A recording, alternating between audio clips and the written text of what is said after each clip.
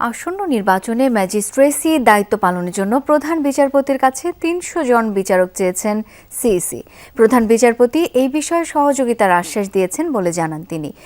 AMM Nasir Uddin বলেন, নির্বাচনে ট্রেনে উঠে গেছে তার কমিশন। দুপুরে প্রধান বিচারপতির সাথে সাক্ষাৎ শেষে এসব তথ্য জানান তিনি। সংসদ নির্বাচন ও গণভোটের তফসিল সামনে রেখে দুপুরে প্রধান বিচারপতি সৈয়দ রেফাত আহমেদের সাথে সাক্ষাৎ করেন প্রধান নির্বাচন কমিশনার এএমএম নাসির উদ্দিন। সেখানে ত্রয়োদশ সংসদ নির্বাচনে দায়িত্ব পালনের জন্য প্রধান বিচারপতির কাছে ৩০০ জন বিচারক ও সুষ্ঠু নির্বাচনের লক্ষ্যে বিচার বিভাগের সহযোগিতা চান সিইসি। প্রধান বিচারপতিও নির্বাচন কমিশনকে সহযোগিতার আশ্বাস দিয়েছেন। বৈঠক শেষে সিইসি জানান, নির্বাচনী অনুসন্ধান কমিটির কাজ ত্বরান্বিত করতে প্রধান বিচারপতির কাছে অনুরোধ জানানো হয়েছে। এ ব্যাপারে প্রধান বিচারপতি যথাযথ ব্যবস্থা নেয়ার আশ্বাস দিয়েছেন বলেও জানান সিইসি। ইলেকট্রাল ইনকোয়ারি কমিটির যাতে ওনারা ডেপ্লয় করবেন আমাদের শিডিউল ঘোষণার সাথে সাথে এই কাজটা যাতে ত্বরান্বিত করেন উনি, সেটা ওনাকে একটু রিকোয়েস্ট করেছে। চলতি সপ্তাহেই তফসিল হয়ে যাবে বলেও জানান প্রধান নির্বাচন কমিশনার। যে লোকজন দেওয়ার কথা আছে, ডেপ্লয়মেন্ট আছে, ওই ব্যাপারে ওনারা যথাযথ ব্যবস্থা নিচ্ছেন এবং নেবেন, কোনো অসুবিধা হবে না, এটা ইস্যুর করেছেন। আর কোনো মামলা নিয়ে কোনো আলাপ করেন না। এদিকে তফসিল ঘোষণার জন্য চূড়ান্ত হয়ে গেছে সিইসির ভাষণ। বুধবার রাষ্ট্রপতির সাথে সাক্ষাৎ শেষে সন্ধ্যায় কিংবা বৃহস্পতিবার ত্রয়োদশ জাতীয় সংসদ নির্বাচন ও গণভোটের তফসিল ঘোষণা করা হবে বলে নিশ্চিত করেন নির্বাচন কমিশনার আব্দুর রহমান এল মাসুদ। তানভীর মৌসুম, যমুনা নিউজ, ঢাকা। এভারকেয়ার হাসপাতালে চিকিৎসাধীন বিএনপি চেয়ারপারসন বেগম খালেদা জিয়া। সেখানে তাকে দেখতে গেছেন পুত্রবধূ ডাক্তার জুবাইদা রহমান। সহকর্মী আখলাকুস সাফা এখন সেখানে রয়েছেন, যাব তার কাছে। সাফা, কি মেডিকেল পরীক্ষা করা হয়েছে সাবেক প্রধানমন্ত্রীর? খালেদা জিয়ার স্বাস্থ্যের ব্যাপারে নতুন কি তথ্য আছে আপনার কাছে? শাওন, আপনাকে ধন্যবাদ। আপনি যেমনটি শুরুতেই বলছিলেন, ডাক্তার জুবাইদা রহমান তিনি কিন্তু ঠিক 3:45টার দিকেই এভারকেয়ার হাসপাতালে এসেছেন এবং আপনি জানেন যে পুরো মেডিকেল বোর্ড এবং পুরো হাসপাতালের যে চিকিৎসা বেগম খালেদা জিয়া সেটি তিনি তত্ত্বাবধান করছেন। যে প্রশ্নটি আপনি জানতে চেয়েছেন নতুন কোনো তথ্য, এটা আসলে নতুন কোনো তথ্য না, এটি প্রতিনিয়তই হচ্ছে। প্রতিদিন এই যে অর্থাৎ 27 তারিখ থেকে যে ক্রিটিক্যাল অবস্থায় তিনি চলে গিয়েছেন, সেই অবস্থা থেকে তাকে উত্তরণের জন্য যে চেষ্টাগুলো মেডিকেল বোর্ডের পরামর্শে যে টেস্টগুলো নিয়মিত করা হচ্ছে এবং যে ট্রিটমেন্টগুলো দেওয়া হচ্ছে, আনঅফিসিয়াল সোর্স থেকে আমি সেই তথ্যগুলো পেয়েছি। যেই তথ্যগুলো পেয়েছি, যেগুলো আপনাকে বলছি, আগেই বলে রাখি, বেশ কিছু মেডিকেল টার্মিনোলজি আছে, সেগুলোকে আমরা একটু চেষ্টা করব সাধারণ মানুষের বোধগম্য করে বুঝিয়ে বলার জন্য। এখন যে ট্রিটমেন্টটা চলছে এটিকে বলা হচ্ছে সিমটোমেটিক অ্যান্ড সাপোর্টিভ কেয়ার। অর্থাৎ আপনারা জানেন যে লিভার সিরোসিস, কিডনি জটিলতা, ডায়াবেটিস এবং হৃদরোগ, এই অসুস্থতাগুলো নিয়ে কিন্তু তিনি দীর্ঘদিন ধরে ভুগছেন। যেখানে যেই সমস্যাটি প্রকট হচ্ছে সেই সমস্যাটিকে তাৎক্ষণিকভাবে নিয়ন্ত্রণের চেষ্টা করছেন চিকিৎসকরা। বর্তমান যে জটিলতাটা, মেডিকেল বোর্ডের রিপোর্ট অনুযায়ী তার একটি সমস্যা নিয়ন্ত্রণে আসলে অন্য আরেকটি প্যারামিটার খারাপ হচ্ছে এবং সেই ক্ষেত্রে দেখা যাচ্ছে বর্তমানে লিভারের সমস্যাটা কিছুটা স্থিতিশীল থাকলেও কিডনি ফাংশন অর্থাৎ রেনাল ফাংশন এবং ফুসফুসের সংক্রমণ নিয়ে চিকিৎসকরা কিন্তু বেশ উদ্বিগ্ন। মাঝে মধ্যে অক্সিজেন সাপোর্ট এবং নেবুলাইজেশনের যে প্রক্রিয়াটি সেটির মধ্য দিয়ে কিন্তু যেতে হচ্ছে। প্রতিদিন যে টেস্টগুলোর করা হচ্ছে তার মধ্যে যেমন রয়েছে renal function, electrolytes panel, liver function test, diabetes ও কার্ডিয়াক মনিটরিং এবং ইনফেকশন মার্কার, এই জিনিসগুলো কিন্তু প্রতিদিন এই যে পরীক্ষা নিরীক্ষাগুলোর উপর দিয়েই কিন্তু তাকে যেতে হচ্ছে। আর সবচেয়ে বড় যে বিষয়টি সেটি হচ্ছে যে যখনই কিডনির সিচুয়েশন কিছুটা ডিটোরিয়েট করছে তখন আবার ইলেকট্রোলাইট ইমব্যালেন্সড হয়ে যাচ্ছে এবং সেই সময় কিন্তু তাকে ডায়ালিসিসের মধ্য দিয়েও যেতে হচ্ছে।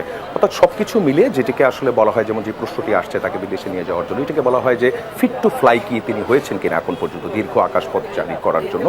এখন পর্যন্ত যে মেডিকেল টার্মিনোলজিতে বলা যায় যে no, she is not fit to fly. Safa, অনেক ধন্যবাদ আপনাকে। দুর্নীতি প্রতিরোধের পাশাপাশি আইন শৃঙ্খলার বিষয়ে কঠোর হতে নেতাকর্মীদের আহ্বান জানিয়েছেন বিএনপির ভারপ্রাপ্ত চেয়ারম্যান তারেক রহমান। বলেন, দুর্নীতি দমনে সবচেয়ে বেশি ভূমিকা রেখেছে বিএনপি। বিকেলে রাজধানীর খামারবাড়িতে কৃষিবিদ ইনস্টিটিউশন মিলনায়তনে বিএনপির দেশ গড়ার পরিকল্পনা শীর্ষ কর্মসূচির তৃতীয় দিনে ভার্চুয়ালি যোগ দিয়ে এই আহ্বান জানান তিনি। বলেন, শেখ হাসিনার শাসন আমলে 3 বছরের দুর্নীতিতে 2001 সালে দুর্নীতিতে চ্যাম্পিয়ন হয় বাংলাদেশ। 2001 থেকে 5 সাল পর্যন্ত বিএনপি খালেদা জিয়ার নেতৃত্বে বাংলাদেশকে দুর্নীতি থেকে বের করে এনেছিলেন। দলটি বারবার দুর্নীতির লাগাম টেনে ধরেছে বলেও জানান তারেক রহমান। আরও বলেন, দেশের স্বাধীনতা সার্বভৌমত্ব বিএনপির কাছে নিরাপদ। দেশের আইন শৃঙ্খলা নিয়ন্ত্রণ, দেশকে সামনে এগিয়ে নেওয়া ও স্বাবলম্বী করার ট্র্যাক রেকর্ড বিএনপির আছে। অনুষ্ঠানে তারেক রহমানের বক্তব্যের শুরুতে দুর্নীতিতে বিএনপি 5 বার চ্যাম্পিয়ন, আওয়ামী লীগের এমন অপপ্রচারের বিরুদ্ধে ভিডিও প্রদর্শন করা হয়। আমাদেরকে আরেকটি কাজে সফল হতে হবে, এটিও কাইন্ড অফ দুর্নীতির সাথে ওতপ্রোতভাবে জড়িত। যে কোনো মূল্যে আমাদেরকে দেশের আইন শৃঙ্খলা ব্যবস্থা ঠিক রাখতে হবে। বিএনপির ট্র্যাক রেকর্ড আছে, আমরা দুর্নীতির লাগাম টেনে ধরেছি। আর কে কি করতে পেরেছে, বিভিন্ন জনের বিভিন্ন ট্র্যাক রেকর্ড অতীতে আমরা দেখেছি, এবং তাদের কাছে কোনো প্ল্যান নাই।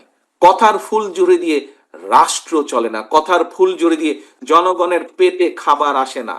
পরিকল্পনা লাগে কর্মসংস্থান করতে, জনগণের পেটে আহার দিতে, ভাত দিতে হলে পরিকল্পনা লাগে, প্ল্যানিং লাগে, যা একমাত্র আপনার আছে, যা একমাত্র এই দলের আছে। দুর্নীতিবাজ ও অর্থ পাচারকারীদের শুধু কারাগারে রাখলেই হবে না, তাদের সামাজিকভাবে ঘৃণা করার আহ্বান জানিয়েছেন অর্থ উপদেষ্টা ডক্টর সালেহউদ্দিন আহমেদ। এদিকে ক্ষমতাচ্যুতরা পালানোর সময় অর্থের বিনিময়ে যেসব রাজনৈতিক সহযোগিতা করেছিলেন তাদের ভোট না দেওয়ার অনুরোধ জানিয়েছেন দুদক চেয়ারম্যান আব্দুল মোমেন। আন্তর্জাতিক দুর্নীতি বিরোধী দিবসের আলোচনায় এসব কথা বলেন তারা। নানা কর্মসূচির মাধ্যমে আন্তর্জাতিক দুর্নীতি বিরোধী দিবস উদযাপন করেছে দুদক। সকালে সেগুনবাগিচায় পতাকা উত্তোলন ও বেলুন উড়িয়ে দিবসটি উদ্বোধন করা হয়। পরে দুর্নীতির বিরুদ্ধে গণসচেতনতায় মানববন্ধন করে সংস্থাটি, যাতে সরকারি বেসরকারি বিভিন্ন প্রতিষ্ঠান অংশ নেয়। দুপুরে শিল্পকলা একাডেমির আলোচনা সভায় প্রধান অতিথি অর্থ উপদেষ্টা ডক্টর সালেহউদ্দিন আহমেদ বলেন, রাজনীতিকরা ঠিক থাকলে সমাজে পতন রোধ সম্ভব। রাজনীতিবিদের যদি কমিটমেন্ট বা সদিচ্ছা না থাকে তবে শীষ লর্ডস ফ্রম দ্য হেড, মাছের পতন হয় মাথা থেকে। এখন রাজনীতিবিদরা যারা আমাদেরকে শাসন করবে তারা যদি ঠিক থাকে তা সহজে সমাজে পতন ধরবে না এবং তাতেই দুর্নীতি থেকে কমে যাবে। অনুষ্ঠানে দুদক চেয়ারম্যান আব্দুল মোমেন বলেন, নির্বাচনে কালো টাকার ছড়াছড়ি আর দুর্নীতিবাজদের লাগাম টানতে সাধারণ মানুষকে সচেতন হতে হবে। আমরা যদি আমাদের শাসন করার জন্য দুঃশাসকদের রাখি, আমরা যদি সঠিক লোককে নির্বাচন না করি, যারা দুর্নীতিগ্রস্ত, যারা সন্ত্রাসী, যারা চাঁদাবাজ, তাদের যদি রাখি, তাহলে আমরা কেমন করে সুশাসন পাবো? এবং সেটাই একটা রিফ্লেকশন দুদকের উপরে পড়বে। এ সময় পাচার হওয়া অর্থ ফেরাতে সংশ্লিষ্ট দেশের হাইকমিশনগুলোতে দুদক কর্মকর্তা নিয়োগে সরকারের প্রতি আহ্বান জানান দুদক চেয়ারম্যান। আপনারা লক্ষ্য রাখবেন আমরা কোথায় কোথায় দুর্নীতি করি। রাজীব আহমেদ, যমুনা নিউজ, ঢাকা। নারী জাগরণের অগ্রদূত রোকেয়ার আদর্শ অনুসরণ করে নতুন বাংলাদেশ বিনির্মাণে সবাইকে এগিয়ে আসার আহ্বান জানিয়েছেন প্রধান উপদেষ্টা ডক্টর মোহাম্মদ ইউনূস। রাজধানীর ওসমানী স্মৃতি মিলনায়তনে এই আহ্বান জানান তিনি। এ সময় প্রধান উপদেষ্টা মহিলা ও শিশু বিষয়ক মন্ত্রণালয়ের নাম পরিবর্তন করে নারী ও শিশু মন্ত্রণালয় করার ঘোষণা দেন। এবছর নারী জাগরণের বিভিন্ন ক্ষেত্রে অবদানের স্বীকৃতি স্বরূপ 4 জন রোকেয়া পদক পেয়েছেন। রোকেয়া সাখাওয়াত হোসেন নারীদের শিক্ষা এবং অধিকার প্রতিষ্ঠায় আজীবন সংগ্রামের নাম। নারী জাগরণের সেই অগ্রদূত ও সমাজ সংস্কারকের জন্ম এবং মৃত্যুবার্ষিকী 9 ডিসেম্বর একই দিনে। প্রতিবছর যা উদযাপিত হয় রোকেয়া দিবস হিসেবে। রাজধানীর ওসমানী স্মৃতি মিলনায়তনে নারী অগ্রযাত্রায় বিশেষ ভূমিকার জন্য রোকেয়া পদকপ্রাপ্তদের হাতে সম্মাননা তুলে দেন প্রধান উপদেষ্টা। এবছর নারী অগ্রযাত্রায় ভূমিকা রাখায় 4 জন এই সম্মানে ভূষিত হন। তারা হলেন ডক্টর রুফানা রাকিব, কল্পনা আক্তার, ডক্টর নাবিলা ইদ্রিস ও ফুটবলার ঋতুপর্ণা চাকমা। অনুষ্ঠানে প্রধান উপদেষ্টা বলেন, এই সম্মাননা গোটা জাতির পক্ষ থেকে নারী সমাজের প্রতি শ্রদ্ধা ও স্বীকৃতির নিদর্শন। যে আদর্শে বেগম রোকেয়া আমাদেরকে নিয়ে যেতে চাচ্ছিলেন, অতি চমৎকার ভাবে তুলে ধরেছিলেন তার বক্তব্যে, তার লেখায়। আজকে যে 4 জন পুরস্কার পেলেন, তারা রোকেয়ার সেই পথে আমাদের জাতিকে তুলে দিল, এগিয়ে দিল। এত বছর পরেও সমাজকে পথ দেখাতে আরেকজন রোকেয়ার আবির্ভাব না হওয়ায় আক্ষেপ প্রকাশ করেন প্রধান উপদেষ্টা। তার জন্ম উপলক্ষে যে আয়োজন, সেটা শুধু তাকে স্মরণ করার জন্য না, আমাদের ব্যর্থতাগুলো খুঁজে বার করার জন্য। কেন আমরা ব্যর্থ হলাম, কেন এই 100 বছরেও আরো বেগম রোকেয়া আসলো না আমাদের মাঝখানে, যে আমাদেরকে পথ দেখাতো। বেগম রোকেয়ার স্বপ্ন পূরণে যত বাধা আছে তা অপসারণে সম্মিলিত প্রচেষ্টার আহ্বান জানান ডক্টর মোহাম্মদ ইউনূস। ফয়সাল মাহমুদ, যমুনা নিউজ, ঢাকা। মাত্র ২০ দিন আগে রাজধানীর আইডিয়াল ও ঢাকা সিটি কলেজের মধ্যে হয় শান্তি চুক্তি, যা আজ সকালে পাল্টে যায় অশান্তিতে। পুলিশের দাবি, কারণ ছাড়াই দুই কলেজের শিক্ষার্থীরা সংঘর্ষে জড়িয়েছে। পরিস্থিতি নিয়ন্ত্রণে লাঠিচার্জ করে পুলিশ। এ সময় বেশ কয়েকজন পুলিশ সদস্য আহত হন। ফের সংঘর্ষে জড়ালো ঢাকা কলেজ ও আইডিয়াল কলেজের শিক্ষার্থীরা। মঙ্গলবার সকাল ৮টার পর ধানমন্ডির গ্রিন রোড এলাকায় হঠাৎ উত্তেজনা ছড়ায়। দুপক্ষের ধাওয়া পাল্টা ধাওয়ায় বন্ধ হয়ে যায় যান চলাচল। পরে পুলিশের লাঠিচার্জে পরিস্থিতি নিয়ন্ত্রণে আসে। আইডিয়াল কলেজের শিক্ষার্থীদের অভিযোগ, তাদের ক্যাম্পাসে প্রথমে হামলা চালানো হয়। এ সময় নিরাপত্তাহীনতার কথাও জানান তারা। সূত্রপাত ওরাই শুরু করছে, আগে আমাদের একজন স্টুডেন্টকে আহত করছে, খুব মারাত্মকভাবে আহত করছে। আইডিয়ালের কোনো ছাত্র চায় না যে হামলা হোক, কিন্তু ওরা বারবার আমাদের উপরে আক্রমণ করলে একটা ছাত্রদের কতক্ষণ সহ্য করতে থাকতে পারে। ঢাকা কলেজ আমাদেরকে বিনা কারণে আমাদের ক্যাম্পাসে ওরা অ্যাটাক করছে। আইন শৃঙ্খলা বাহিনী পরিস্থিতি নিয়ন্ত্রণের চেষ্টা করলে দফায় দফায় বাড়ে উত্তেজনায়। এ সময় আহত হন বেশ কয়েকজন পুলিশ সদস্য। মাত্র ২০ দিন আগেই ৩ কলেজের মধ্যে হওয়া শান্তি চুক্তি কেন অশান্তিতে রূপ নিল, সেই কারণ জানা নেই পুলিশেরও। বলছেন, তদন্ত করে নেওয়া হবে যথাযথ ব্যবস্থা। সকালে যে কি কারণে কি হয়েছে, আসলে এটা ওই যে আগে যারা বলছিলাম যে এদের মধ্যে কোনো কারণ লাগে না আর কি কোনো কিছু হইতে। তো আজকে ওই ঢাকা কলেজের একটা বাসে মনে হয় আইডিয়াল কলেজের কিছু স্টুডেন্ট গিয়ে প্রথমে অ্যাটাক করে। এর প্রেক্ষিতে আবার ঢাকা কলেজের বেশ কিছু ছেলেপেলে তখন এই প্রতিশোধ নেওয়ার জন্য বা এটার প্রতিকার চাওয়ার জন্য তারা আবার এই আইডিয়াল কলেজের দিকে আসে। এখানে এসে দুই পক্ষের মধ্যেই ধাওয়া পাল্টা ধাওয়ার মতো হয়। এর আগেও বেশ কয়েকবার ঢাকা কলেজ ও আইডিয়াল কলেজের মধ্যে হয় সংঘর্ষ, যার বেশিরভাগ কারণই অজানা। রাব্বি সিদ্দিকী, যমুনা নিউজ, ঢাকা। একসময়ের ঘনিষ্ঠ বন্ধু ইলন মাস্কের মালিকানাধীন সামাজিক মাধ্যম এক্সকে জরিমানা করায় ইউরোপীয় ইউনিয়নের উপর ক্ষেপেছেন মার্কিন প্রেসিডেন্ট ডোনাল্ড ট্রাম্প।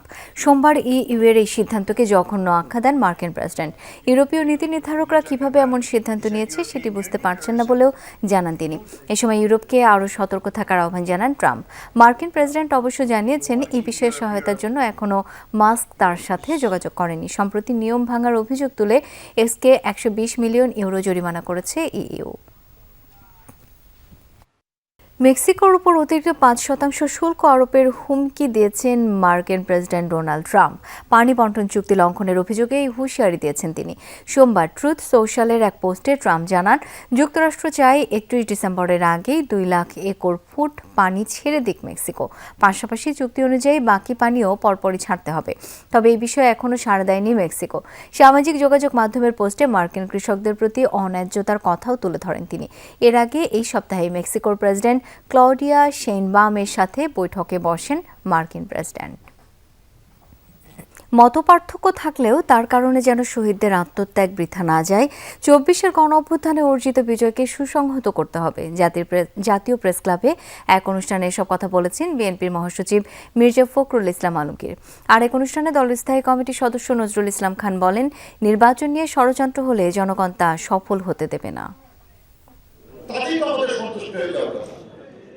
রাজধানীর খামারবাড়িতে কৃষিবিদ ইনস্টিটিউশন মিলনায়তনে ৭ দিনব্যাপী চলছে বিএনপির দেশ গড়ার পরিকল্পনা শীর্ষক কর্মসূচি। দলের আগামীর কর্মপরিকল্পনা তুলে ধরে বিভিন্ন অঙ্গ সংগঠনের নেতাকর্মীদের প্রশিক্ষিত করতেই এই আয়োজন। সর্ববুদ্ধি চোর এই কথা বললে কি প্রমাণ হয় যে আমি ভালো? কর্মসূচির তৃতীয় দিনের শুরুতে নেতারা বিভিন্ন জরিপে বিএনপির পক্ষে জনজোয়ার দেখে নির্বাচন নিয়ে ষড়যন্ত্রের শঙ্কা প্রকাশ করেন। 96 থেকে 2000 পর্যন্ত 3 মাসের জন্য তত্ত্বাবধায়ক সরকার, তারপরে বিএনপি। তো 2001 সালে যদি চ্যাম্পিয়ন হয়ে থাকে তাহলে সেটার জন্য দায়ী কে? এবং তার আগে যে কি ছিল এটা তো কোনো রেকর্ড নাই। বিএনপি তো চ্যাম্পিয়ন করে নাই, করছে আওয়ামী লীগ। সরকারের একজন উপদেষ্টা খুব করে বলছেন, অহংকার করে বলছেন, জনগণ কতদিন আমাদের থাকতে হবে সেটা তো আমাদের ম্যান্ডেট দেয়নি। আপনার বিবেক কি বলে যে কতদিন থাকতে হবে? আপনি কোন ম্যান্ডেটের উপরে আজকে আপনি উপদেষ্টা হয়েছেন? দুপুরে জাতীয় প্রেস ক্লাবে বিশিষ্ট অর্থনীতিবিদ অধ্যাপক ডক্টর মাহবুবুল্লাহ ও তাঁর প্রয়াত সহধর্মিণী উম্মে সালমা আলোর কয়েকটি গ্রন্থের প্রকাশন অনুষ্ঠানে যোগ দেন রাজনীতিবিদ ও বিশিষ্টজনরা। উঠে আসে বঙ্গভঙ্গ, দেশভাগ থেকে 24-এর অভ্যুত্থান প্রসঙ্গ। প্রধান উপদেষ্টা বলেন যে আসামের এবং ওই যে সেভেন সিস্টার বাইরে যাওয়ার পথ হবে আমাদের চট্টগ্রামের সমুদ্র, এই যে পূর্ববঙ্গ প্রদেশের যে ধারণা, এটার সঙ্গে এটা সম্পূর্ণ কিন্তু সংগতিপূর্ণ। চেপে বসা স্বৈরতান্ত্রিক শাসনকেও ফেলে দিতে সক্ষম হলাম বটে, কিন্তু সেই মানুষের সমাজের হৃদয়ের সাথে কথোপকথনের কাজটা আমরা সাফিসিয়েন্টলি করতে পারি নাই। দেখছি একটা ফ্যাসিবাদকে বিদায় দিয়েছি, কিন্তু আরেকটা নানা নামে, কখনো ধর্মের নামে চাপিয়ে দেওয়া, বল প্রয়োগ করা, জবরদস্তি করা, ঐক্যের পরিবর্তে নতুন করে হিংসা, ঘৃণা, মারামারি, হানাহানি ছড়িয়ে দেওয়ার তৎপরতা চলছে। অনুষ্ঠানে বিএনপি মহাসচিব ২৪-এর গণ অভ্যুত্থানে অর্জিত বিজয়কে সুসংহত করার আহ্বান জানান। জুলাই আন্দোলনের মধ্য দিয়ে আমরা যে বিজয় অর্জন করেছি, আসুন সাইফুল ভাইও বলেছেন, আমরা সবাই মিলে সেই বিজয়টাকে সুসংহত করি। আমাদের মধ্যে মত পার্থক্য থাকবে, কিন্তু সেই মত পার্থক্য যেন আমাদের যে আশা, আমাদের যে স্বপ্ন, এই যে ছেলেগুলো প্রাণ দিয়েছে তাদের যে আত্মাহুতি যেন বৃথা না যায়। নেতারা বলেন, ঐক্য ধরে রেখে রাজনৈতিক দলগুলো দায়িত্বশীল আচরণ না করলে ঝুঁকির মুখে পড়বে অভ্যুত্থানের অর্জন। অত্যাচার, অবিচার, মানুষের অমর্যাদা, এই সব কিছু থেকে আমরা মুক্ত থাকতে পারি। সাইফুদ্দিন রবিন, যমুনা নিউজ, ঢাকা। গাজীপুর ১ আসনের বিএনপি মনোনীত প্রার্থী মুজিবুর রহমান ধানের শীষের প্রচারণায় বর্ণাঢ্য র্যালি করেছেন। র্যালির আগে দলের চেয়ারপারসন খালেদা জিয়ার রোগ মুক্তি কামনায় দোয়া মাহফিল অনুষ্ঠিত হয়। সেখানে মুজিবুর রহমান বলেন, ভারপ্রাপ্ত চেয়ারম্যান তারেক রহমানের নির্দেশনা মেনে দলের নেতাকর্মীদের চলার নির্দেশ দেন। আর র্যালিতে অংশ নিয়ে বলেন, দীর্ঘ ৩০ বছর পর হলেও এই আসন তারেক রহমানকে উপহার দিতে সকলকে ঐক্যবদ্ধ থাকার আহ্বান জানান তিনি। কালিয়াকৈর ও সিটি কর্পোরেশনের একাংশ নিয়ে গঠিত গাজীপুর ১ আসন থেকে বিএনপির মনোনীত প্রার্থী দলের নির্বাহী কমিটির সদস্য মুজিবুর রহমান। টিকিট পাওয়ার পর প্রথম আনুষ্ঠানিক প্রচারে ধানের শীষের এই প্রার্থী। প্রার্থীর শোভাযাত্রায় অংশ নেয় বিএনপি ও সহযোগী সংগঠনের নেতাকর্মীরা। তারা এই আসন থেকে ধানের শীষের জয় নিশ্চিত করতে ঐক্যবদ্ধভাবে কাজ করার কথা জানান। তারেক রহমান আমাদেরকে, মুজিবুর রহমান ভাইকে এই আসন দেওয়াতে আগামী সংসদ নির্বাচনে বাংলাদেশের মধ্যে সর্বোচ্চ ভোট আমরা এই আসন থেকে তারা দিব। মুজিবুর রহমানের পক্ষে সারা গাজীপুর ১ আসনে উৎসব মুখর ধানের শীষের প্রচারণা চলছে। অনেক ভালো, পরিবেশও ভালো। তারপরে আমরা চাই যে সে জিতে যাক। উপযুক্ত একজন যোগ্য প্রতিনিধিকে উনি নির্বাচিত করে আমাদের এই কালিয়াকৈর উপহারে দিয়েছেন। একে কালিয়াকৈর বাস স্ট্যান্ড থেকে শুরু হওয়া র্যালির নেতৃত্ব দেন বিএনপি প্রার্থী মুজিবুর রহমান। র্যালিটি কালিয়াকৈর বাজার হয়ে ঢাকা টাঙ্গাইল মহাসড়কের বিভিন্ন অংশ ঘুরে উপজেলায় এসে শেষ হয়। পরে সংক্ষিপ্ত সমাবেশে কর্মীদের দলের হয়ে একসাথে কাজ করার আহ্বান জানান ধানের শীষের প্রার্থী। আগামী জাতীয় সংসদ নির্বাচনে এই ৩৫ বছর যাবৎ যে এই আসনটি বিএনপি তথা ধানের শীষ পাচ্ছে না, সেটা পুনরুদ্ধার করার সকলকে নিয়ে, জনগণকে সাথে নিয়ে সেই দায়িত্ব পালন করতে হবে। ধানের শীষকে ভালোবেসে, খালেদা জিয়াকে ভালোবেসে, তারেক সাহেবকে ভালোবেসে আমাদের শহীদ রাষ্ট্রপতি জিয়াউর রহমানের অনুসারীরা, সকল ধর্ম বর্ণ নির্বিশেষে ব্যবসায়ী পেশাজীবী মানুষরা আজকের এই র্যালিতে অংশগ্রহণ করেছে। র্যালির আগে বিএনপি চেয়ারপারসন বেগম খালেদা জিয়ার রোগ মুক্তি কামনায় দোয়া করা হয়। এতে নেতাকর্মীদের পাশাপাশি সাধারণ মানুষও শরিক হয়। শামীম রেজা, যমুনা নিউজ, গাজীপুর। শহীদ আবু সাইদ হত্যা মামলায় ট্রাইব্যুনালে সাক্ষ্য দিলেন এনসিপি নেতা হাসনাত আব্দুল্লাহ। তিনি বলেন, গণমাধ্যম, সশস্ত্র বাহিনী ও বিচার বিভাগ সহ সবকিছুই নিয়ন্ত্রণ করতেন শেখ হাসিনা। জুলাই হত্যাকাণ্ডে জড়িত সেনা কর্মকর্তাদের বিচারের মাধ্যমে সেনাবাহিনীকে কলঙ্কমুক্ত করার দাবি জানান তিনি। এদিন জয়েন্ট ইন্টারোগেশন সেল জেআইসি সেলে ২৬ জনকে গুম করে নির্যাতনের মামলায় শেখ হাসিনা সহ ১৩ জনের বিরুদ্ধে অভিযোগ গঠনের আদেশ ১৪ ডিসেম্বর ধার্য করেছেন ট্রাইব্যুনাল। জুলাই গণঅভ্যুত্থানের প্রথম শহীদ আবু সাইদ হত্যা মামলার বিচার প্রায় শেষ পর্যায়ে। মঙ্গলবার এই মামলায় সাক্ষ্য দিতে আন্তর্জাতিক অপরাধ ট্রাইব্যুনালে আসেন জাতীয় নাগরিক পার্টির নেতা ও জুলাই অভ্যুত্থানের অন্যতম সমন্বয়ক হাসনাত আব্দুল্লাহ। এদিন জবানবন্দিতে হাসনাত আব্দুল্লাহ জুলাই আন্দোলনের প্রেক্ষাপট, আইন শৃঙ্খলা বাহিনী, আওয়ামী লীগ, ছাত্রলীগের নৃশংসতার বর্ণনা তুলে ধরেন। আবু সাইদ হত্যায় বেগম রোকেয়া বিশ্ববিদ্যালয়ের প্রশাসন ও আইন শৃঙ্খলা বাহিনীর জড়িত সদস্যদের বিচার চান তিনি। সেই সাক্ষ্যে উনি ওনার এই আন্দোলনে ওনার অংশগ্রহণ ওনার আটক, ওনার উপরে নির্যাতন এবং উনি কি কি দেখেছেন, কি কি করেছেন, ওনার সকল ঘটনার বর্ণনা করেছেন। মিলিটারি, মিডিয়া, জুডিশিয়ারি এর সাথে যুক্ত হয়েছিল ব্যুরোক্রেসি। এই তিনটা নেক্সাসকে উনি এমনভাবে নিয়ন্ত্রণ করেছিল যেটার মধ্য দিয়ে উনি রাষ্ট্রের তথৈবচ অবস্থা করতে সক্ষম হয়েছিলেন। জুলাই হত্যাকাণ্ডে জড়িত সেনা কর্মকর্তাদের বিচারের মাধ্যমে সেনাবাহিনীকে কলঙ্কমুক্ত করার দাবি জানান হাসনাত আব্দুল্লাহ। বলেন, গণমাধ্যম, সশস্ত্র বাহিনী ও বিচার বিভাগ সহ সবকিছুর নিয়ন্ত্রণকর্তা ছিলেন শেখ হাসিনা। এই কতিপয় সদস্য ছিল, বিপদগ্রস্ত কিছু সদস্য ছিল যারা হাসিনার লেসপেন্সার হিসেবে যারা সব অপরাধের বৈধতা উৎপাদন করেছে, আনায়গরের বৈধতা উৎপাদন করেছে। আমরা চাই সেগুলোর বিচার নিশ্চিতের মধ্য দিয়ে সেনাবাহিনীকে কলঙ্কমুক্ত করা হবে। এদিন ট্রাইব্যুনাল একে আওয়ামী লীগের আমলে জেআইসি সেলে ২৬ জনকে গুম করে নির্যাতনের মামলায় হাজির করা হয় গ্রেফতার ৩ জন সেনা কর্মকর্তাকে। মামলায় পলাতক শেখ হাসিনার পক্ষে শুনানি করেন রাষ্ট্রনিযুক্ত আইনজীবী আমির হোসেন। বাকি ১২ আসামিকে মামলার অভিযোগ থেকে অব্যাহতি চেয়ে শুনানি করেন তাদের আইনজীবীরা। পরে গুম ও নির্যাতনের এই মামলায় অভিযোগ গঠনের বিষয়ে আদেশের জন্য আগামী ১৪ ডিসেম্বর ধার্য করেন আদালত। বাংলাদেশ আর্মি ন্যায় বিচারের স্বার্থে একটি তদন্ত আদালত গঠন করে যে তদন্ত রিপোর্ট অনুসারে দায়ী ব্যক্তিদের ব্যবস্থা নিয়েছেন, সেই সকল দায়ী ব্যক্তিদের যে রেকমেন্ডেশন, সেই রেকমেন্ডেশনটা আমরা তুলে ধরেছি। সেখানেও এই ৩ জন আসামির কোনো দোষ নাই। এ মামলায় শেখ হাসিনা ও তার নিরাপত্তা উপদেষ্টা তারিক আহমেদ সিদ্দিক সহ সাবেক ও বর্তমান ১১ সেনা কর্মকর্তার বিরুদ্ধে ২০১৫ সালের ২২ অক্টোবর থেকে ২৪-এর গণঅভ্যুত্থানের সময় পর্যন্ত ২৬ জনকে গুম করার অভিযোগ আনে প্রসিকিউশন। রাব্বি হোসেন, যমুনা নিউজ, ঢাকা। রাজধানীর মোহাম্মদপুরে মা মেয়ে হত্যার ঘটনায় এখনও কাউকে গ্রেপ্তার করতে পারেনি পুলিশ। প্রধান সন্দেহভাজন গৃহকর্মী আয়েশাকে আসামি করে গতরাতেই মামলা করেন গৃহকর্তা। রাতে বেশ কয়েকটি অভিযান করলেও আয়েশার হদিস মেলেনি। তবে দ্রুতই হত্যার রহস্য উন্মোচন হবে বলে আশাবাদী পুলিশ। মোহাম্মদপুরের শাহজাহান রোডের এই বাসা থেকে সোমবার লায়লা আফরোজ ও তার মেয়ে নাফিসার ক্ষত বিক্ষত মরদেহ উদ্ধার করে পুলিশ। নিহতের স্বামী আজিজুল ইসলাম একটি ইংলিশ মিডিয়াম স্কুলের শিক্ষক।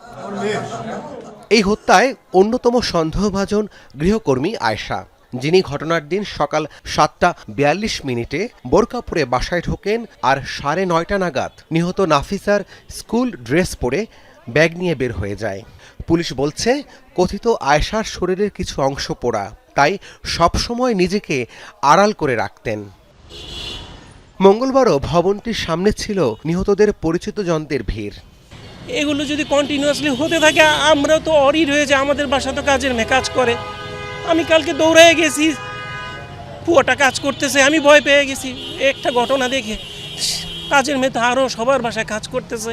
ফোন নাম্বার অনেক সময় দিতে চায় না, যদিও দেয় ভুল বা হাজব্যান্ডের, মানে যার ভিতরে অকারেন্স করার থাকে তাকে আসলে সম্ভব হয় না ফেরানো। গেল রাতেই বিভিন্ন স্থানে অভিযান করলেও গ্রেফতার করা যায়নি সন্দেহভাজনকে। হত্যাকাণ্ডে ব্যবহৃত যে অস্ত্র সেটা পেয়েছি, আপনাদের সেই ছবিটাও আপনাদের দেখানো হয়েছে, এবং ওইখানে আসামির ফেলে যাওয়া যে বিভিন্ন উপকরণ, যেটা আমরা বিশ্লেষণ করে বা রাসায়নিক পরীক্ষার মাধ্যমে তাকে ধরাটা সহজ হবে, সেটা কিন্তু পিবিআই এবং সিআইডি এসে তারা স্যাম্পল কালেকশন করে নিয়ে গেছেন। ফলে আমাদের ব্যাকগ্রাউন্ডের মোটামুটি সব কাজ শেষ, এখন শুধু আসামি ধরাটা বাকি। গৃহকর্মী আয়েশা আগে কোনো অপরাধের সাথে জড়িত কিনা তা খতিয়ে দেখছে পুলিশ। রাব্বি সিদ্দিকী, যমুনা নিউজ, ঢাকা। জাতীয় গান বন্দে মাতরম নিয়ে উত্তপ্ত ভারতের রাজনীতি। সোমবার পার্লামেন্টের বিশেষ অধিবেশনে তৎকালীন কংগ্রেস নেতা জওহরলাল নেহরুর বিরুদ্ধে গানটিতে কাটছাঁটের অভিযোগ তোলেন প্রধানমন্ত্রী নরেন্দ্র মোদী। এর জেরে প্রধানমন্ত্রীর ইতিহাস জ্ঞান নিয়ে প্রশ্ন তুলেছে কংগ্রেস। তাদের অভিযোগ, পশ্চিমবঙ্গের বিধানসভা নির্বাচনকে প্রভাবিত করতে বন্দে মাতরম নিয়ে বিতর্ক তৈরি করা হচ্ছে। এদিকে জাতীয় গান হিসেবে সম্মান জানালেও বন্দে মাতরম গাইতে আপত্তি জানিয়েছেন মুসলিম এমপিরা।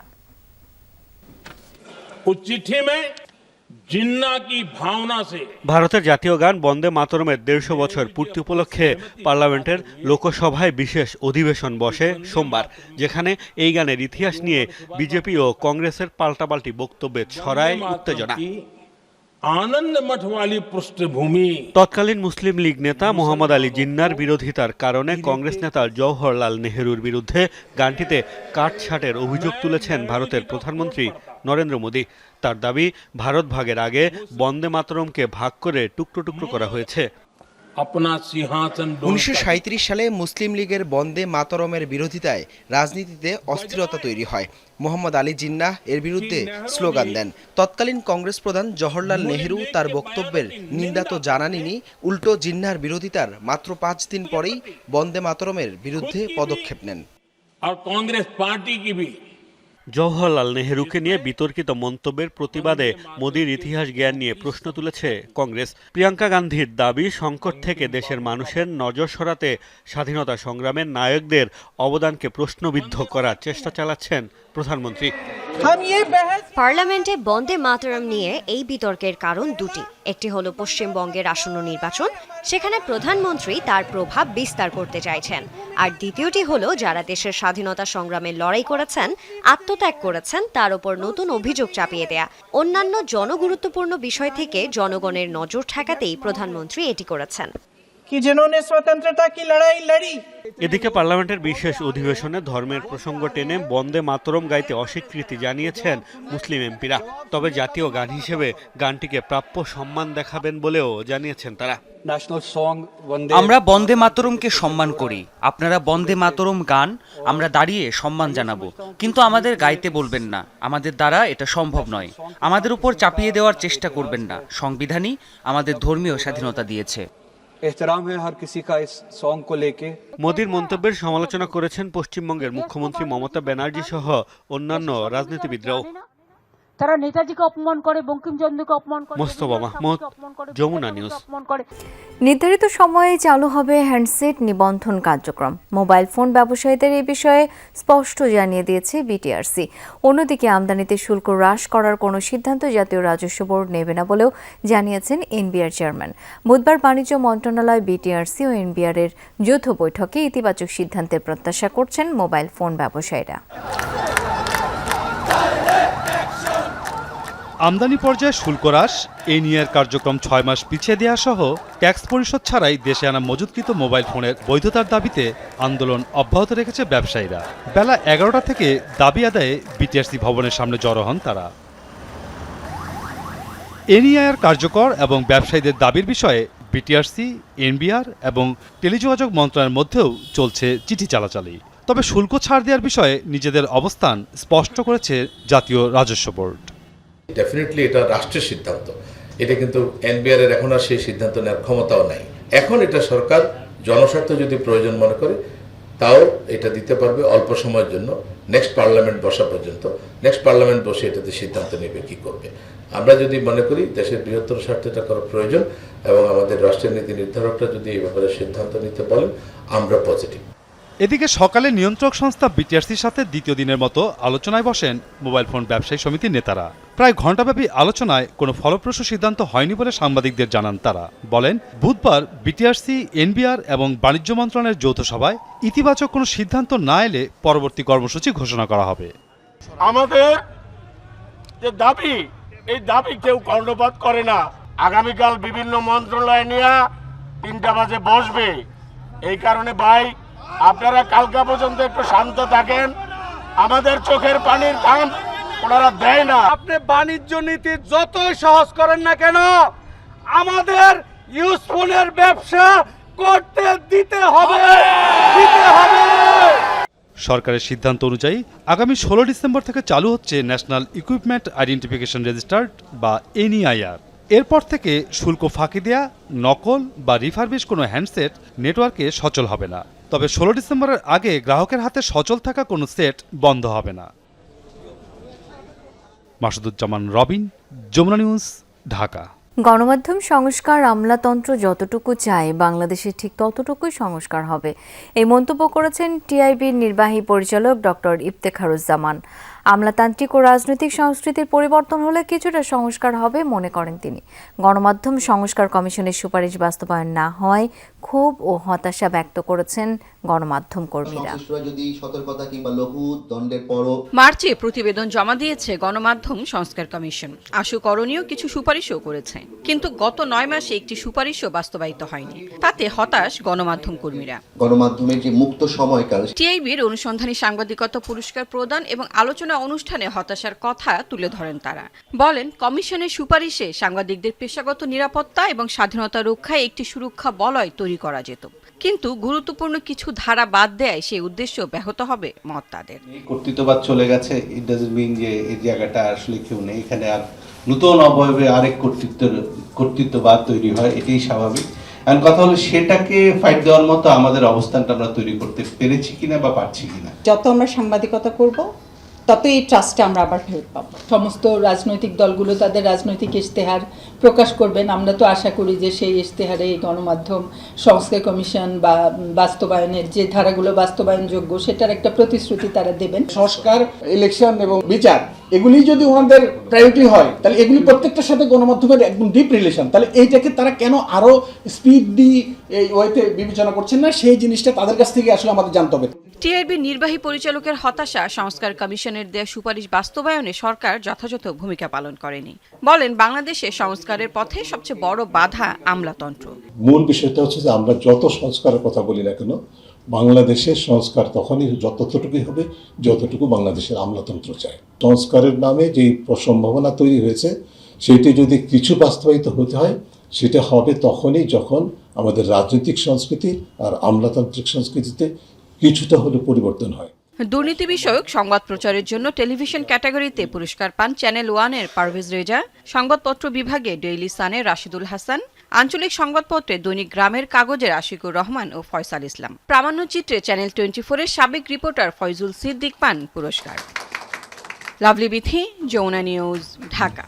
3 দিন ব্যাপী মিলিটারি ইঞ্জিনিয়ার সার্ভিসেসের বার্ষিক সম্মেলন 2025 শুরু হয়েছে ঢাকা সেনানিবাসের MES কনভেনশন হলে। দুপুরে এই সম্মেলনের উদ্বোধনী অনুষ্ঠানে যোগ দেন সেনাবাহিনী প্রধান জেনারেল ওয়াকারুজ্জামান। এ সময় প্রধান অতিথি হিসেবে দিক নির্দেশনামূলক বক্তব্য প্রদান করেন সেনাপ্রধান। সম্মেলনে সভাপতিত্ব করেন সেনাবাহিনীর ইঞ্জিনিয়ার ইন চিফ। সম্মেলনে প্রতিরক্ষা মন্ত্রণালয় সহ অন্যান্য মন্ত্রণালয়ের উচ্চপদস্থ কর্মকর্তাগণ, MES এ কর্মরত সেনা, নৌ ও বিমান বাহিনীর কর্মকর্তারা উপস্থিত থেকে এবং ভিটিসির মাধ্যমে সংযুক্ত হয়ে অংশগ্রহণ করেন। আইপিএলের নিলামে জায়গা হলো না বাংলাদেশের পোস্টার বয় সাকিব আল হাসানের, তবে চূড়ান্ত তালিকায় আছেন মোস্তাফিজ, তাসকিন সহ দেশের 7 জন ক্রিকেটার। চমক জাগিয়েছে জাতীয় দলের সুযোগ না পাওয়া স্পিনার রাকিবুল হাসানের অন্তর্ভুক্তি। এছাড়াও একই দিনে নিলামে যুক্ত করা হয়েছে আরও 35 জন ক্রিকেটারকে। এর মাঝে সবচেয়ে বড় আকর্ষণ দক্ষিণ আফ্রিকার wicketkeeper batter Quinton de Kock. নিলাম অনুষ্ঠিত হবে আগামী 16 ডিসেম্বর বিকেল 3টায়। আগামী 16 ডিসেম্বর আবুধাবির আলো ঝলমলে পরিবেশে বসতে যাচ্ছে আইপিএল নিলামের মহারণ। সারা বিশ্বের ক্রিকেট প্রেমীদের নজর স্বভাবতই এখানে। বিশ্বের জনপ্রিয় এই ফ্র্যাঞ্চাইজি টুর্নামেন্ট ঘিরে বাড়তি উত্তেজনা আছে বাংলাদেশের সমর্থকদেরও। কেননা 1390 জন নিবন্ধিত খেলোয়াড়ের মধ্যে চূড়ান্ত হয়েছে 350 জন ক্রিকেটার। এরই মাঝে জায়গা পেয়েছেন বাংলাদেশের 7 জন খেলোয়াড়। বাংলাদেশ থেকে সংক্ষিপ্ত নিলামের তালিকায় জায়গা পাওয়া ক্রিকেটাররা হলেন মুস্তাফিজুর রহমান, তাসকিন আহমেদ, শরীফুল ইসলাম, তানজিম হাসান সাকিব, রিশাদ হোসেন, নাহিদ রানা ও রাকিবুল হাসান। তবে অবাক করা বিষয় হলো এই তালিকা থেকে বাদ পড়েছেন সাকিব আল হাসান। 350 জন ক্রিকেটারের মাঝে 240 জনই ভারতীয় আর বাকি 110 জন বিদেশি, যেখানে 40 জন ক্রিকেটারের ভিত্তিমূল্য 2 কোটি রুপি। একমাত্র বাংলাদেশি হিসেবে এই সর্বোচ্চ ক্যাটাগরিতে আছেন মুস্তাফিজ। রিশাদ, তাসকিন, তানজিম, নাহিদ ও শরীফুলের ভিত্তিমূল্য 75 লাখ রুপি এবং রাকিবুলের ভিত্তিমূল্য রাখা হয়েছে 30 লাখ রুপি। বাংলাদেশের 7 ক্রিকেটারের মধ্যে রাকিবুলের জায়গা পাওয়াটা কিছুটা বিস্ময় বটে। 2020 সালে অনূর্ধ্ব 19 বিশ্বকাপ জেতা এই স্পিনার এখনও গায়ে জড়াতে পারেননি জাতীয় দলের জার্সি। তবে নিয়মিত খেলেন বাংলাদেশ এ দল, হাই পারফরম্যান্স স্কোয়াড ও ইমার্জিং দলে। এখন পর্যন্ত 69 ম্যাচ খেলে 69টি উইকেট পেয়েছেন এই স্পিনার। এদিকে একই দিনে নতুন করে অন্তর্ভুক্ত করা হয়েছে আরও 35 জন খেলোয়াড়কে, যেখানে সবার আগ্রহের কেন্দ্রবিন্দুতে দক্ষিণ আফ্রিকার wicket keeper batter Quinton de Kock. সম্প্রতি অবসর ভেঙে ফিরেই মাঠে দাপট দেখাচ্ছেন তিনি। ভারতের বিপক্ষে বিশাখাপট্টনামে শেষ ওডিআইতে সেঞ্চুরিও করেছেন এই তারকা ক্রিকেটার। সাঞ্জনা ivy, Jamuna sports. 18তম শিক্ষক নিবন্ধনে চূড়ান্তভাবে উত্তীর্ণ ও সুপারিশ বঞ্চিত প্রার্থীরা শূন্য পদের সংখ্যা বৃদ্ধি করে নিয়োগ দেওয়ার দাবি জানিয়েছেন। দুপুরে ঢাকা রিপোর্টার্স ইউনিটির সাগরণী মিলনায়তনে এক জরুরি সংবাদ সম্মেলনে তারা একথা বলেন। এ সময় বঞ্চিত প্রার্থীরা শূন্য পদ যুক্ত করে বিশেষ গণবিজ্ঞপ্তির দাবি জানান। গণবিজ্ঞপ্তির মাধ্যমে চূড়ান্ত উত্তীর্ণ সবাইকে নিয়োগের আহ্বানও জানান তারা। NTRCA chairman Aminul Islam December পর্যন্ত শূন্য পদের দাবি মেনে নিলেও সেপ্টেম্বর পর্যন্ত শূন্য পদ যুক্ত করায় ক্ষোভ প্রকাশ করেন পদ বঞ্চিতরা। প্রধান উপদেষ্টা, শিক্ষা উপদেষ্টা, শিক্ষা সচিব সবার দৃষ্টি আকর্ষণ করছি যাতে তারা আমাদের এই দিকটি সর্বোচ্চ গুরুত্ব দিয়ে আমরা যারা পাশ করেছি, প্রিলি রিটেন ভাইবা পাশ করেছি, আমাদের যাতে তারা নিয়োগের আওতায় নিয়ে আসে। নির্মাণ ও আবাসন শিল্পে 42 বছরের দীর্ঘ পথ অতিক্রম করল দ্য স্ট্রাকচারাল ইঞ্জিনিয়ার্স লিমিটেড। এই উপলক্ষে দুপুরে ঢাকায় শুভেচ্ছা বিনিময় ও মিষ্টিমুখ অনুষ্ঠানের আয়োজন করে প্রতিষ্ঠানটি। প্রধান অতিথি ছিলেন অধ্যাপক আব্দুল্লাহ আবু সাইদ। তিনি দীর্ঘ 42 বছর ধরে নির্মাণ ও আবাসন শিল্পে এসিএল এর সততা, কাজের গুণগত মান ও গ্রাহক সেবার প্রশংসা করেন। অনুষ্ঠানে প্রতিষ্ঠানটির ব্যবস্থাপনা পরিচালক ভবিষ্যৎ কর্মপরিকল্পনার বিস্তারিত তুলে ধরেন। প্রতিষ্ঠানটি প্রায় 3 শতাধিক প্রকল্প এবং প্রায় 7,000-এর অধিক ফ্ল্যাট গ্রাহকদের নিকট হস্তান্তর করে। গ্রাহকদের পাশে সবসময় থাকার প্রত্যাশা ব্যক্ত করেন আয়োজকরা। ফিলিস্তিনি শরণার্থীদের জন্য জাতিসংঘের ত্রাণ ও কর্মসংস্থান সংস্থা UNRWA এর প্রধান কার্যালয়ে হামলা চালিয়েছে ইসরায়েলি পুলিশ বাহিনী। সংস্থাটির নিরাপত্তা প্রধান জানান, সোমবার ভোর হতে না হতেই অভিযান শুরু করে পুলিশ আর জেরুজালেম পৌরসভার কর্মীরা। জাতিসংঘের সংস্থাটির পতাকা খুলে সেখানে লাগানো হয় ইসরায়েলের পতাকা। সংস্থাটির বেশ কিছু আসবাব ট্রাকে করে নিয়ে যায় ইসরায়েলি পুলিশ। গ্রেপ্তার করা হয় UNRWA এর 4 জন কর্মীকে। এক বিবৃতিতে সংস্থাটির পক্ষ থেকে এই ঘটনার তীব্র নিন্দা জানানো হয়। ইসরায়েলি কর্তৃপক্ষের এমন কর্মকাণ্ড জাতিসংঘ সনদের স্পষ্ট লঙ্ঘন বলে অভিযোগ জানায় সংস্থাটি। অপরদিকে ইসরায়েলি পুলিশের দাবি, জেরুজালেম পৌরসভার কর্মকাণ্ডের নিরাপত্তা দিতেই সেখানে উপস্থিত ছিল তারা। বাড়ছে থাইল্যান্ড ও কম্বোডিয়ার মধ্যকার উত্তেজনার পারদ। সীমান্ত বিরোধের জেরে উভয় দেশের মধ্যে চলছে হামলা পাল্টা হামলা। মঙ্গলবার থাই নৌবাহিনী জানায়, ট্রাত প্রদেশে কম্বোডিয়ার বেশ কিছু টার্গেটে ড্রোন আর মিসাইল হামলা চালিয়েছে তারা। এতে কম্বোডিয়ার অন্তত 10 জন বেসামরিক নাগরিক নিহত হয়েছে, আহত আরও অন্তত 20 জন। সীমান্ত এলাকায় প্রায় 500টি অস্থায়ী আশ্রয় কেন্দ্র তৈরি করেছে থাই প্রশাসন। স্থানীয়দের সংঘর্ষের ছবি ভিডিও প্রকাশ না করতে নির্দেশ দিয়েছে ব্যাংকক। এদিকে কম্বোডিয়ার লাগাতার রকেট হামলায় প্রাণ হারিয়েছে অন্তত 3 জন থাই সেনা, আহত আরও অন্তত 29 জন। উভয় দেশই একে অপরের বিরুদ্ধে বেসামরিক এলাকায় হামলার অভিযোগ তুলেছে।